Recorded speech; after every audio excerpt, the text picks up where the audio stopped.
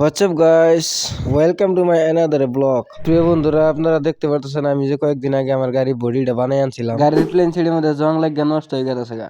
তাই কইলাম এই জং যদি না সারাই বা রং যদি না মারি আমার গাড়ি মনে হয় আর বেশি দিন লাস্টিং করবো না। তাই ভাইবা সিরিজ পেপার দা গাড়িটা পুরা ঘষাঘষি করে এখন প্রাইমার মেরে দিতেছি। আমি ভাবছিলাম এই কামটা রং মিস্ত্রি দিয়ে করামো। মিস্ত্রির লাগে আলোচনা করলাম কত লাগে কি ভাই কি কত টাকা খরচা যাবো। তো মিস্ত্রি কইলো কি যে 3,000 টাকার মতো খরচা যাবো। 3,000 টাকার কথা হইনা তো আমার মাথা নষ্ট। মানে আমি বডি বানাইছি 10,000 টাকা দেয় না, যদি আরো 3,000 টাকা দেই রং করতে আমার না জীবন শেষ হয়ে যাবো গা। আমি এত টাকা কই পাবো? এবার তুই দেখতে পারতেছেন আমি কতদিন ধরে বই রয়েছি, কোনো কাম কাজ করা আইতেছে না, গাড়ি নষ্ট হয়ে গেছে, বডি ঠিক করলাম, সেই হিসেবে কোনো কামই নাই। আমি এত পয়সা এখন কনে পাই? তাই গেলাম সেই হিসেবে দেখি কত টাকা লাগে আমি একলাই করবো। পরে এখন হিসাব করে দেখি আমার তো মাথা নষ্ট।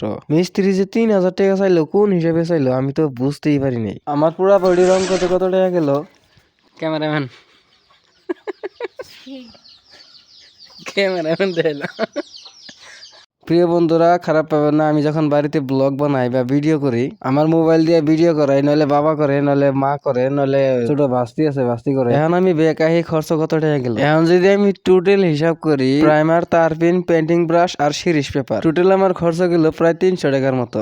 এখন আমার একটা কথা বলেন তো, 300 টাকা কোনে আর 3,000 টাকা কোনে? আমি তো জানতামই না যে এত কম খরচে হয়ে যাবো। যাই হোক, আর একটু কাম বাকি আছে, অল্প ডিজাইন করে কামটা করুন। আমি ভাবতেছি না আমার ইউটিউব চ্যানেলের নামটা বড় করে লিখে দিই। আপনারা ভাবতেছেন এটা কি লিখতেছে, সেরা বেড়া করে কোনো ডিজাইন হইতেছে না। আসলে এইটাই তো ডিজাইন, সেরা বেড়াটাই তো ডিজাইন একটা। একটু টাইম ধৈর্য ধরে দেখেন কত সুন্দর ডিজাইন হয়। আর যারা এখন তুই আমার ভিডিও ধৈর্য ধরে দেখতেছে তাদের মনের থেকে অনেক অনেক ধন্যবাদ ভাই। দেখেন আপনাকে সাপোর্ট ছাড়া কিন্তু একজন ইউটিউবার বা একজন কন্টেন্ট ক্রিয়েটার কিচ্ছু না, মানে কভার গেলে জিরো। মানে দর্শক ছাড়া বা সাপোর্টার ছাড়া একজন ইউটিউবার সফল হওয়া অসম্ভব। দর্শক একটা কথা অনুভব করেন তো, ইন্ডিয়াতে সব থেকে বেশি ফেমাস সিঙ্গার অরিজিৎ সিং ধরেন একটা প্রোগ্রামে এসে পারফর্ম করবার নিগে, ইমাজিন করেন তো ওর প্রোগ্রামে যদি একজন দর্শকও না যায়, ধরেন ফিল্ড খালি ভরে রয়েছে, অরিজিৎ সিং একলা স্টেজে খাড়া রয়েছে, অরিজিৎ সিং আইছে না নাই কেউ চিন্তাও করতেছে না, ভাবতেছে ওনার কথা। ওই জায়গায় কি অরিজিৎ সিং এর কোনো দাম আছে? দর্শক এই কথাটা কিন্তু আমার না, এই কথাটা একজন মহান ব্যক্তির। আপনারা যদি শাহরুখ খানের ফ্যান মুভিটা দেখে থাকেন, সেই মুভির মধ্যে শাহরুখ খান নিজেই কথাটা কইছিল,